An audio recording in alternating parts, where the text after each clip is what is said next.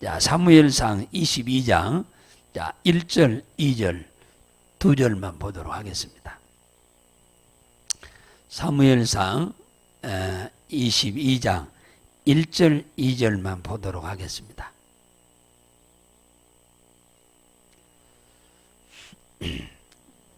(446페이지입니다) 자, 시작. 그러므로 다윗이 그곳을 떠나 아둘람 굴로 도망하매 그 형제와 아비의 온 집이 듣고는 그리로 내려가서 그에게 이르렀고, 환난 당한 모든 자와 빚진 자와 마음이 온통한 자가 다 그에게로 모였고, 그는 그 장관이 되었는데 그와 함께 한 자가 400명이었더라. 아멘. 자,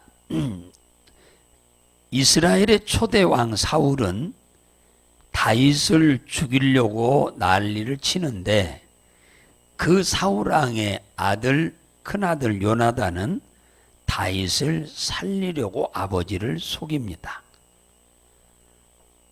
아버지 사울에게 큰아들 요나단이 죄 없는 왜 다윗을 죽여서 하나님 앞에 범죄하려고 하시느냐라고 말씀하면서 그 죄를 짓지 말라고 적극 말리게 됩니다. 그런데 아버지께서는 다윗을 죽이려고 하는 그 악한 마음이 너무나도 확고하기 때문에 그 사실을 알게 된 요나단은 다윗을 피신을 시킵니다. 요나단은 다윗에게 피신을 시키면서 요나단에게 훗날에 네가 이스라엘의 왕이 되면, 그러니까 이 사울 왕의 큰아들 요나단은 다윗이 아버지의 뒤를 이어서 임금이 될 걸 잘 알고 있습니다. 그러니까 굉장히 영안이 열려있는 사람이었어요, 이 요나단은. 그래서 네가 이 나라의 임금이 될 건데, 임금이 되면 훗날에 나의 후손들을 잘 좀 선대 좀 해주라. 내가 너를, 우리 아버지가 이렇게 죽이려고 하는데 너를 피할 길을 열어주는 것처럼 네가 임금 되면 내 자식들을 잘 선대해 주라, 이렇게 부탁을 하니까 다윗이 내가 반드시 오늘 이 약속을 하나님 앞에서 내가 약속한다, 반드시 그 약속을 내가 지키겠다고 서약을 하고 다윗도 도망갑니다. 다윗이 거기서 도망갈 때 빈손으로 아무것도 없어요. 혼자 도망가. 혈혈단신으로 도망가고 뭐 어떤 무기도 하나도 없이 빈손으로 도망을 가서 어디로 가느냐 하면은 높땅에 있는 제사장 엘리멜렉의 집으로 이제 그러니까 갑니다. 그래서 그 엘리멜렉에게 찾아갔더니 엘리멜렉이 다윗을 보고 깜짝 놀라는 겁니다. 왜냐?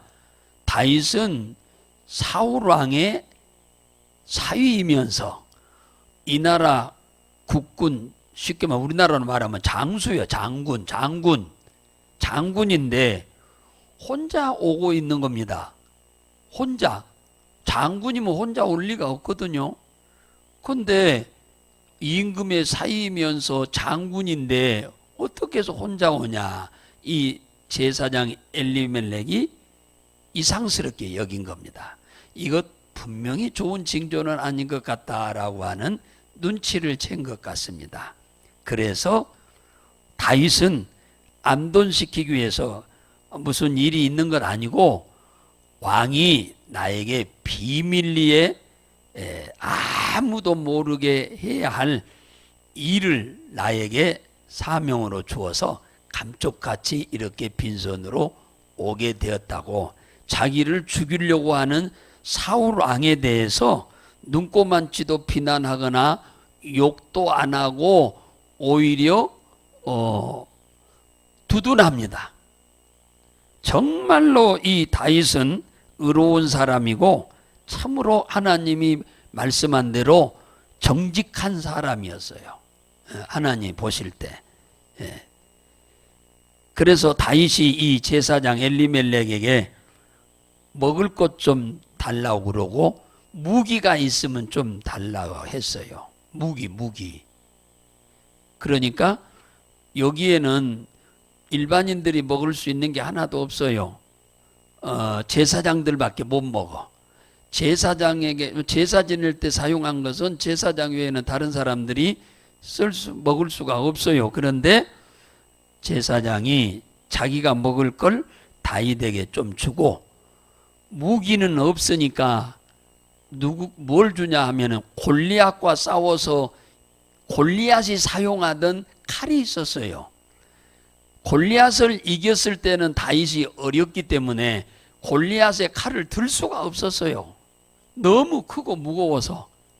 근데 이제는 다윗이 많이 장성하고 이제 컸기 때문에 골리앗이 칼을 잘 보자기에 싸서 이 엘리멜렉 제사장이 한 창고에다가 이렇게 넣어놨었는데 일반 무슨 칼이나 창이나 없으니까 이 골리앗한테 네가 뺏은 거 여기 있다. 그러니까 그거 줄까? 그러니까 예, 그거 주세요 해서 그걸 받아 가지고 어디로 가느냐 하면은 블레셋 왕 아기스에게 들렸다가 다시 유다의 압둘람 굴로 다시 왔다. 오늘 여기 1절에 이 얘기를 하잖아요. 22장 1절에. 다윗은 나라를 위기에서 건진 1등 공신입니다. 엄청난 상을 받아야 할 사람이기에 사울이 자기 둘째 딸을 주고 사위로 삼았어요. 그리고 장수로 삼았어요, 지금.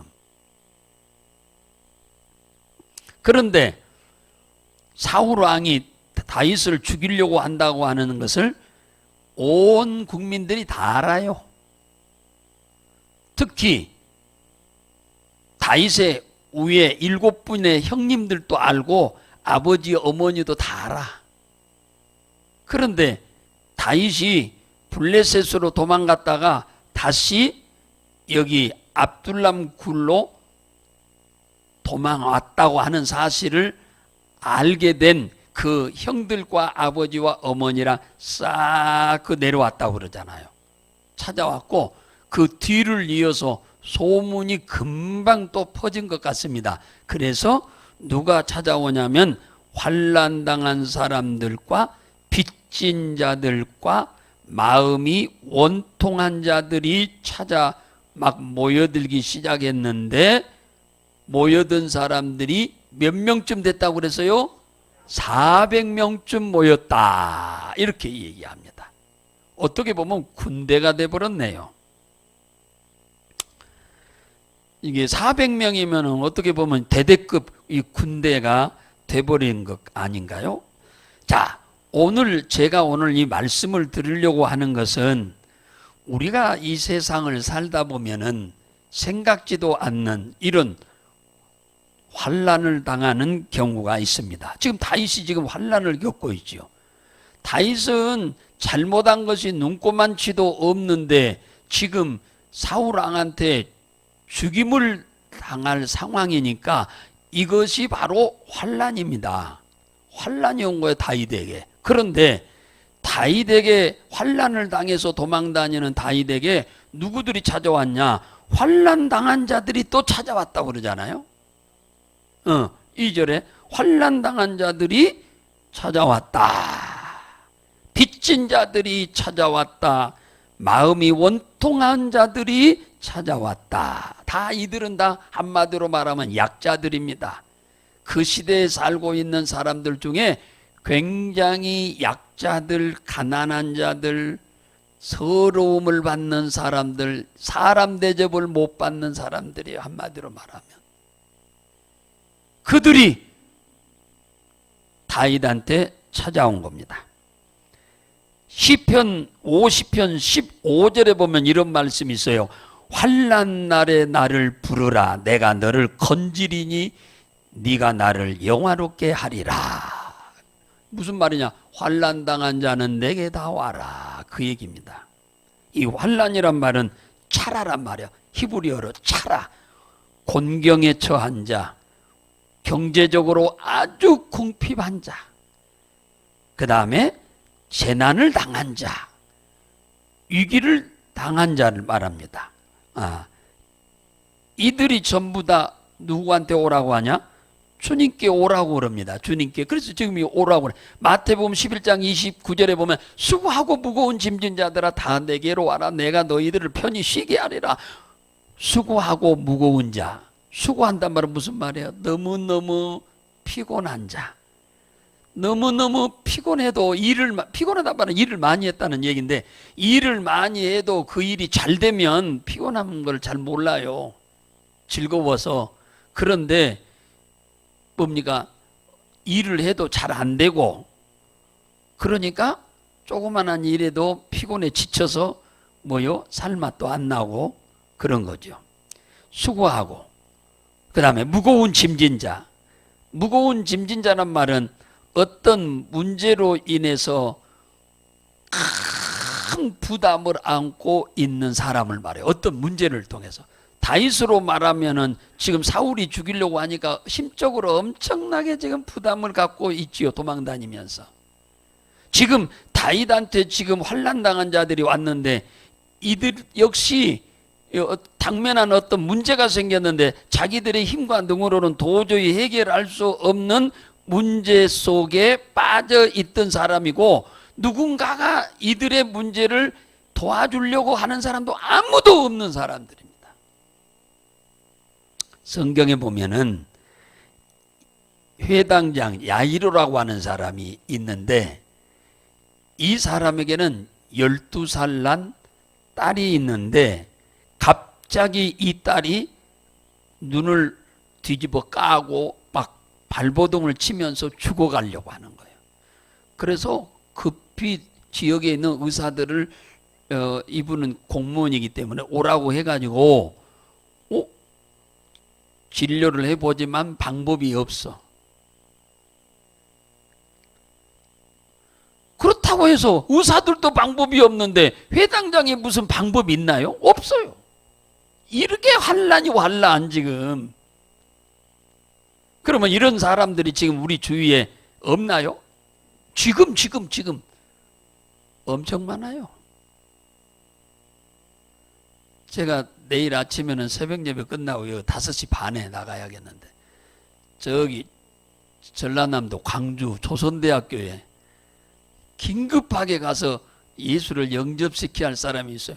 지금 오늘 내일 돌아가기 직전이라고 그러니까 제가 거기 가서 예수를 영접 안 시키면은 그분은 여지없이 지옥에 가야 할 사람이니까 제가 내일 아침 새벽기도 끝나자마자 기도도 못하고 그냥 갔다 와야 저녁 기도 시간에 도착이 되려는지 모르겠네요.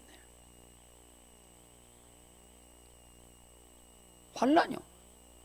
이분은요, 폐가 다 없어져 버렸대요. 어떻게 살았는지 몰라. 폐가 하나도 없대요.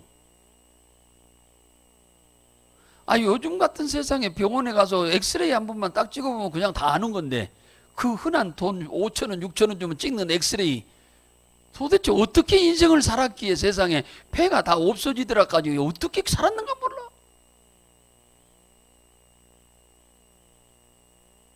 그렇게 예수 믿으라고 하면 콧방구 빵빵 끼고 말이야.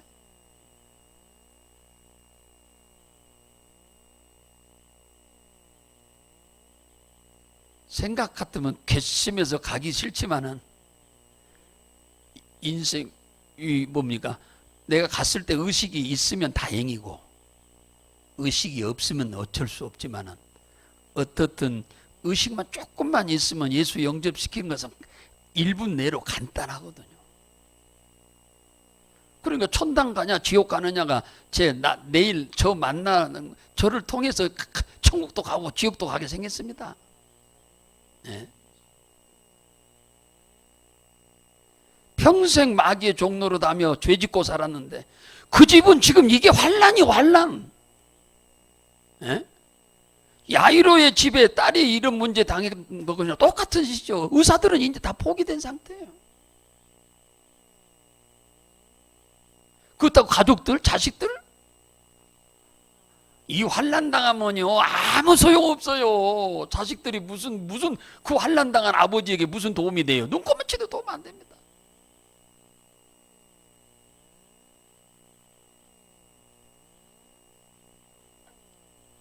스로보닉의 여인이 딸이 귀신 들려가지고 사람 노릇을 못하고 막 쏘아다닙니다. 얼마나 부끄러운 일입니까? 버스마가 그래도 부끄러운 일인데 가스나가 그렇게 하고 돌아다니니 얼마나 부끄러운 일이에요.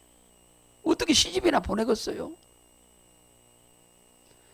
엄마가 살아있을 때야 그 딸을 어떻게 도와주기라도 합니다마는 엄마 돌아가시고 나면은 애동딸 하나인데 누가 도와줍니까?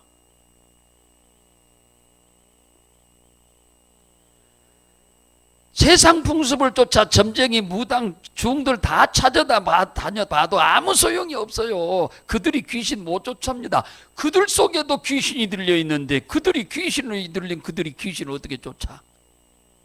한 패인데 어떻게 싸워요? 못 싸워. 한 패는. 이게 환란이요. 그러면은 지금 이런 사람이 지금 한둘이요? 그러더라고요. 그 중환자실이 엄청나게 사람이 많대요. 조선대학교 대학병원에 중환자실이 뭐 자그마한 침대 몇 개 놓아 있는 데가 아니에요. 엄청나게 커요. 거기에 꽉 찼답니다. 꽉 찼어. 거기만 찬 게 아니죠. 병원마다 꽉 찼지. 지금 현재 환난 당하고 있는 사람들이 한둘이 아니에요. 엄청나게 많아요.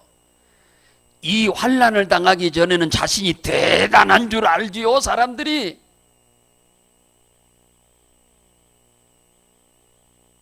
어떤 문제가 생기든지 다 헤쳐나갈 것으로 생각하고 살지요. 다 착각하고 사는 거예요, 사람들이 전부가 다.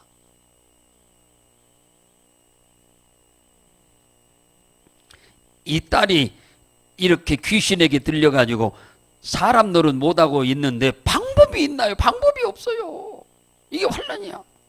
12의 혈류증을 앓은 여자가 결혼해서 뭡니까? 시집 결혼해가지고 이제 오손 노손 살고 있는데 어느 날 혈류증이 생긴 거예요.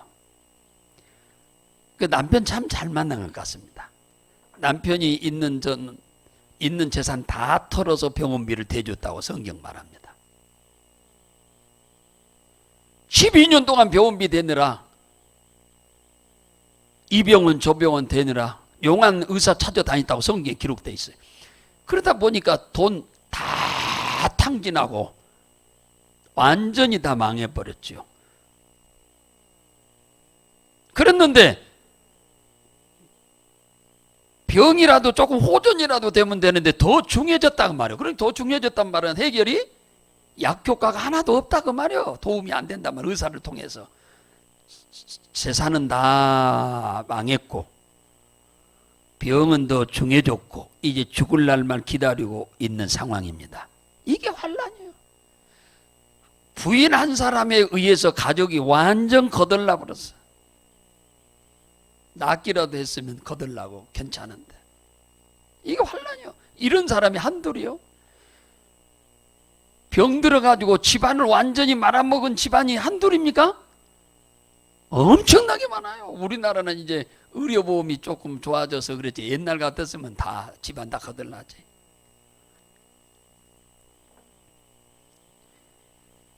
성경에 보면은 이런 환난 당한 자 어느 날 갑자기 환난이 옵니다. 해결 못합니다.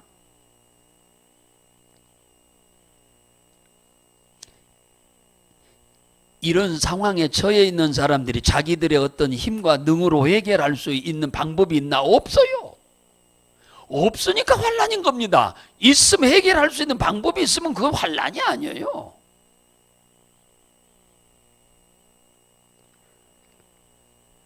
그런데 이것을 반전시킬 수 있는 길이 있어요.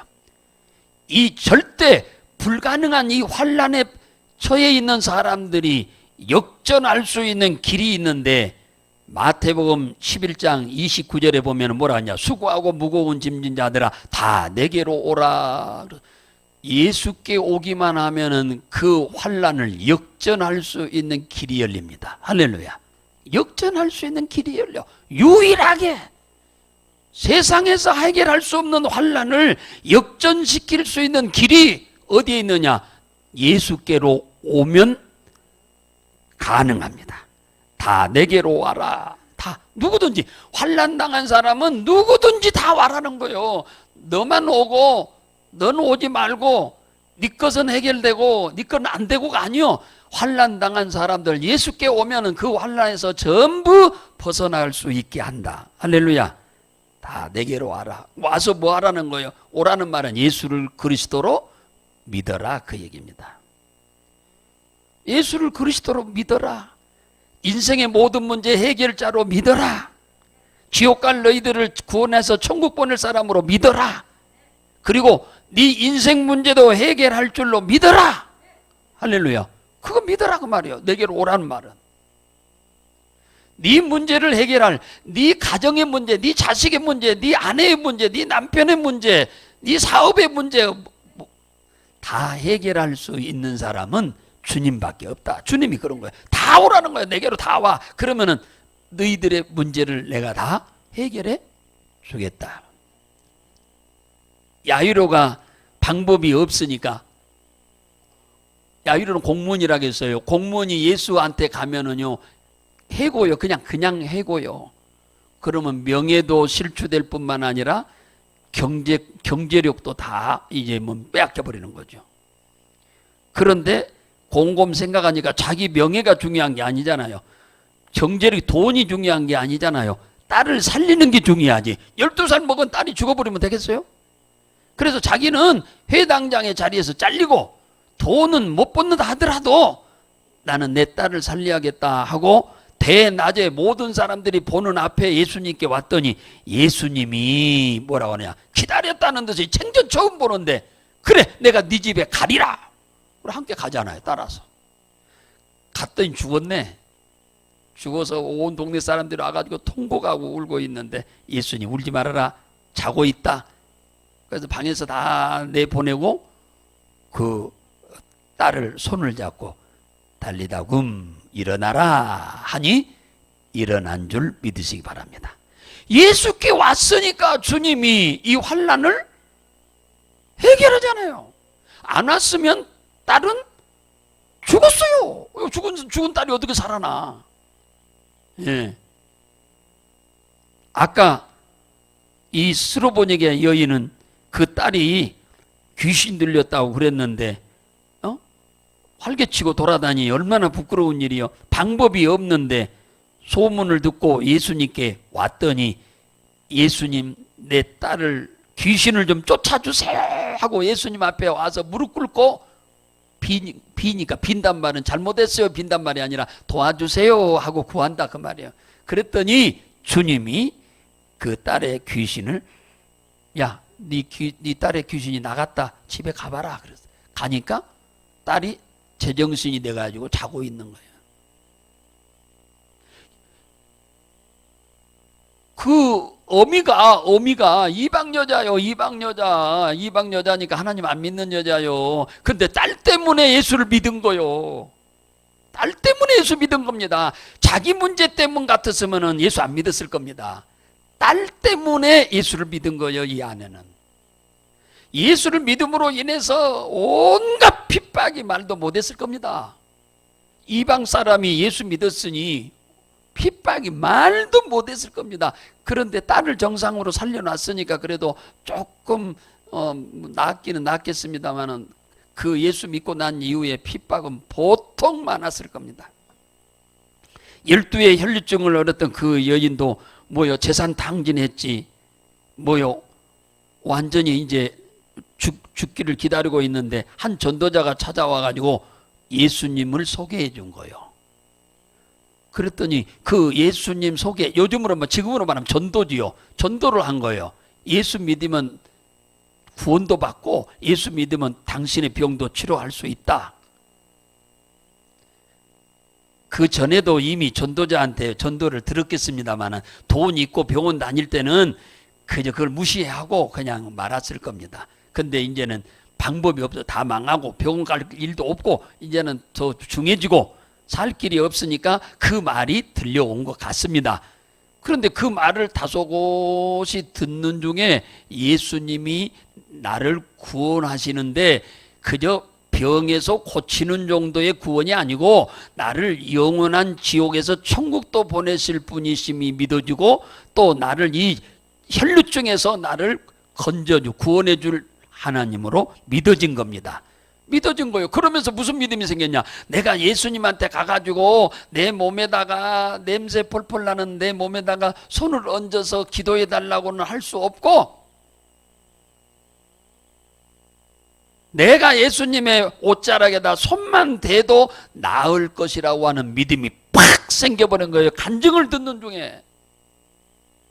그래서 그 믿음 가지고 많은 사람들 비비고 들어가서 예수님의 옷자락을 가서 딱 한번 손대니까 혈루의 근원이 말라버려요. 예수님의 몸에서 능력이 팍 빠져나와가지고 그 여인의 몸으로 그 능력이 팍 들어가면서 혈루의 근원이 싹 말라버려가지고 치료가 돼버린 거잖아요.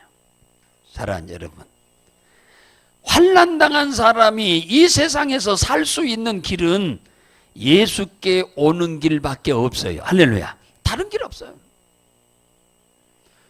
뭐 대통령이라고 해서 환난이 안 오나요? 재벌이라고 해서 환난이 안 오나요? 뭐 어느 뭐 지식이 많은 뭐 박사라고 해서 뭐 환난이 안 오나요? 뭐 얼굴이 잘생긴 뭐 미인이라고 해서 환난이 안 오나요? 그거하고는 아무 상관없어요. 오늘 또 지금 이 자리에 있는 우리는 지금 이 환난을 안 당하고 있지 밖에 나가면 지금 환난 당하고 있는 사람이 수두룩 벅적합니다. 맞아요? 들려요? 수두룩 벅적해요. 수두룩 벅적. 우리가 주의 은혜를 입고 지금 살고 있으니까 그렇지. 환난 당한 자는 누구에게 오면 환난을 면해요? 그렇죠. 하나님 앞에. 오늘 여기 두 번째로 어떤 사람들이 왔어요? 빚진 자들이 왔다고 하냐. 빚진 자. 그때 당시에 빚진 자는 남한테 돈 빌려다 쓰고 갚을 수 없는 사람이 빚진 자죠. 그러니까 이들이 삶이 부유한 사람이야? 가난한 사람들이요? 가난한 사람들이죠. 돈을 빌려다 쓰고 갚을 길이 없어. 농사가 잘 돼버리면 금방 갚는데 농사 안 돼버리면 갚을 길이 없죠. 이들에게 뭡니까? 피해가 첫째는 못 갚으면 감옥에 가는 일이에요. 두 번째는 자신이 가서 그 집에 종로를 하든지 자식이 가서 종로를 하든지 둘 중에 하나야. 머슴 아들이 있으면 아들이 가서 종로를 하는 거고, 예, 우리나라 말로 말하면 머슴이 되는 거고, 돈도 못 받고. 왜? 아버지가 갖다가 다 썼으니까. 딸이 있으면은 딸이 가서 옛날 우리나라 말하면 뭐 하는 거예요? 식모살이 하는 거예요. 돈도 못 받고 아버지가 갖다 다 썼으니까. 빚을 지는 경우는 뭐 사업을 무리하게 하다가 부도를 나서 빚쟁이가 되는 경우도 있고, 오늘날은 그죠? 또 하나는 보증을 썼다가 빚쟁이가 돼버린 사람도 있고 그럽니다. 오늘날 이 두 종류의 사람이 굉장히 많죠. 당시에 이 빚쟁이가 된 사람들은 가난한 사람들입니다. 다 쉽게 말하면 백도 없고 돈도 없고 배운 것도 없고 그런 사람들이 완전 그때 당시에 소외계층들이요.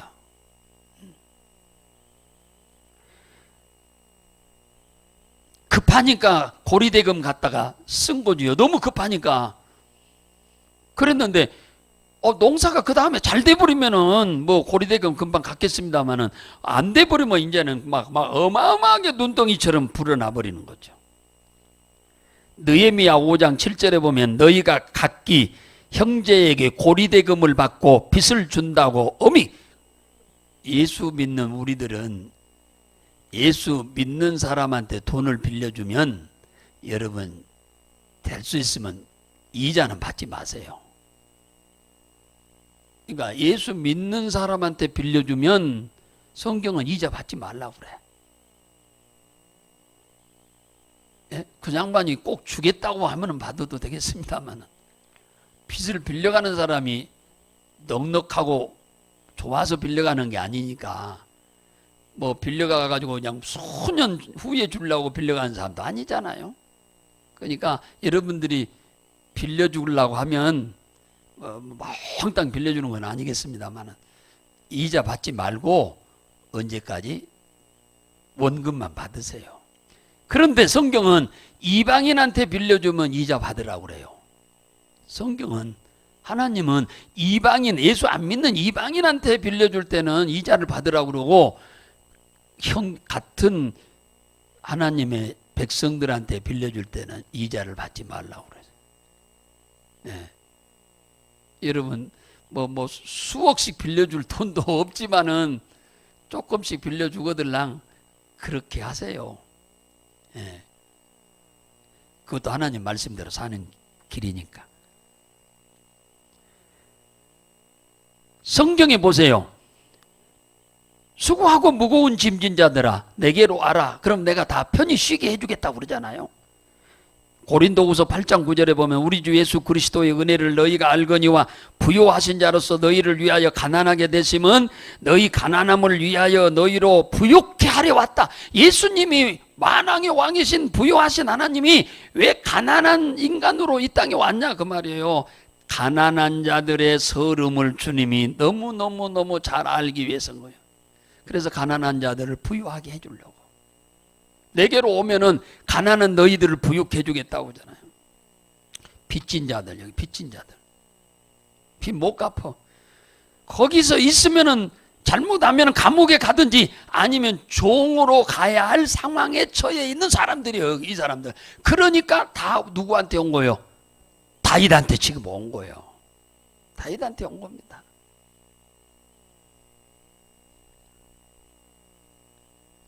열왕기하 4장 1절에서 7절에 보면은 엘리야 선지자의 제자가 엘리사인데 엘리사 선지자가 신학교 학장이셨어요. 여리고에. 학교를 여기저기다 많이 지었는데 학교를 세웠는데 여러 군데다 학교를 세웠습니다. 신학교를 요즘 말로 말하면 신학교를 세웠어요. 학생들이 굉장히 많았습니다. 근데 한 학생이 입학을 했는데 이 입학생이 연유를 알고 보니까 처음에는 몰랐는데 그 아내가 찾아와서 안 거예요. 사업을 크게 했는데 처음에는 자기 돈 가지고 사업을 조그만하게 하다가 잘 되니까 빚을 몽땅 얻어가지고 이렇게 하면 엄청나게 돈을 벌 것으로 생각하고 사업을 너무 크게 확장하다가 망해버린 거예요. 이게 사업을 적당하게 해서 꾸준히 가면 괜찮은데 조금 되면 막 문어발처럼 막 늘리다가 망한 사람이 수도 없이 많잖아요.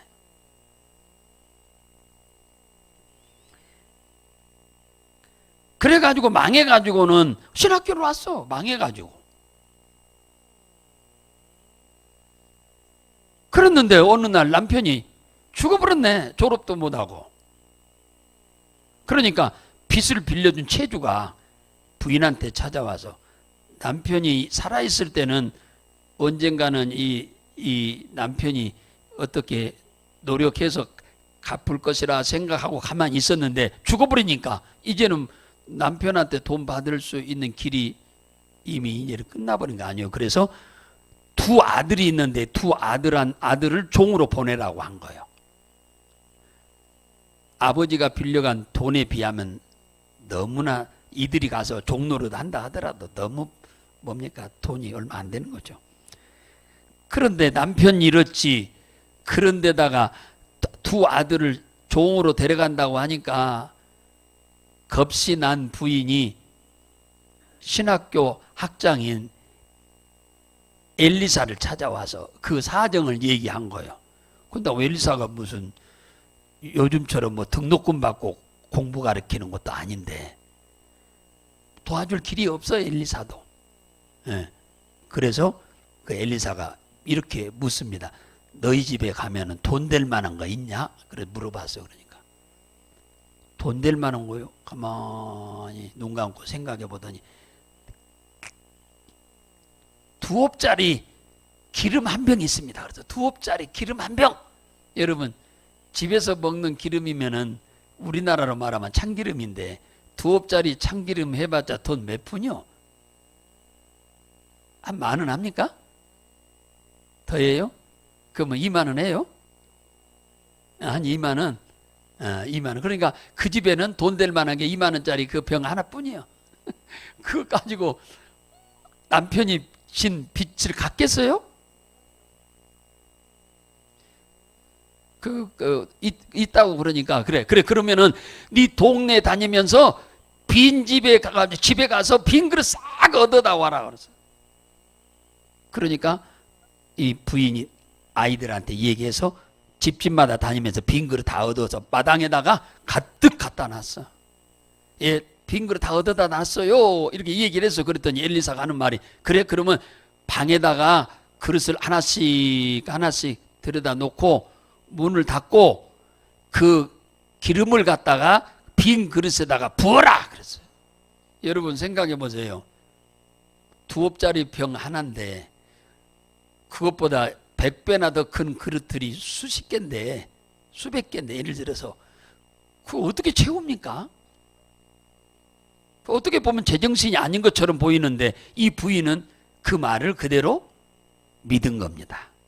안 믿을 수도 있어요. 충분히 안 믿을 수 있어요. 엘리사가 제정신이 아니다고 치매가 왔나 하고 욕이나 하고 돌아오면서 침이나 택 받고 올 수도 있어요. 그래요, 안 그래요? 충분하죠. 그런데 이 부인은 그대로 순종한 거예요. 이게 복 받을 사람은 순종하는 겁니다. 순종하는 거야. 이해가 안 돼도 순종하는 거야. 그래서 빌려다가 놓은 것 방에다 들여다 놓고 부으라고 하니까 참 이성적으로 생각하면 참 이해가 안 되는 얘기지만은 선지자가 하라고 하니까 갖다가 방에다 놓고 부었습니다. 그랬더니 끝도 없이 그 큰 그릇들이 차도록 끝도 없이 나오는 거예요. 세상에 이해가 안 되는 일이 생기는 거예요. 또 차면 또 다른 그릇 갖다 놓으면 또 계속 나오는 거예요. 빌려온 마당에 있는 그릇을 갖다 다 채우고 나니까 그때서 기름이 뚝 멈췄다고 그랬어요. 뚝 멈췄다. 그러니 이 집에 빚 문제 해결됐어, 안 됐어요? 그걸 팔아다가 빚 갚고 나머지는 팔아다가 두 아들과 함께 살아라 해서 그 집 문제가, 경제적인 빚 문제가 싹 해결됐습니다. 할렐루야. 누구한테 오면 해결돼요? 하나님 앞에 오면 해결됩니다. 마지막으로 여기에 어떤 사람이 왔어요? 원통한 사람들이 왔답니다. 원통하다는 말은 히브리어로 마르란 말인데 마르란 말은 억울한 사람들입니다. 억울해.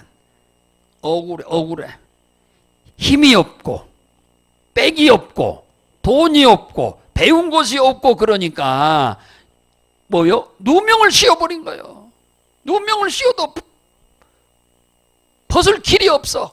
반박할 길이 없어. 에? 길이 없어요. 이런 사람들 다. 누가복음 18장에 보면은 과부가 남편이 없으니까 과부지요. 또 자식도 없어요. 그런데 아무것도 없으니까 남편도 안 계시지, 돈도 없지, 뭐 주위에 빽도 없지. 그러니까 뒤집어 씌워버린 거예요. 죄를 갖다가. 죄는 지가 짓고 아무 아무 힘이 없는 이 과부한테 뒤집어 씌워버린 거예요. 너무 억울해가지고 재판장한테 가가지고 그 사람한테는 내가 안 했다고 막 이 얘기해도 안 통하니까 재판장한테 가가지고 낮에는 법원으로 가고 밤에는 집으로 가서 잠도 안 자고 소리를 지르면서 억울합니다, 억울합니다, 억울하다고 하면서 이 재판을, 이 문제를 해결해 달라고 그러니까 그 불의한 재판관이 해결 안 해주면 계속 와서 저렇게 괴롭힐 것 같아서 들어줘 버렸다고 그러잖아요. 그러면서 예수님이 한 말이에요. 이건 비유예요. 비유로 말한 거야. 하물며 주야로 기도하는 자의 기도를 내가 들어주지 않겠느냐 그러지.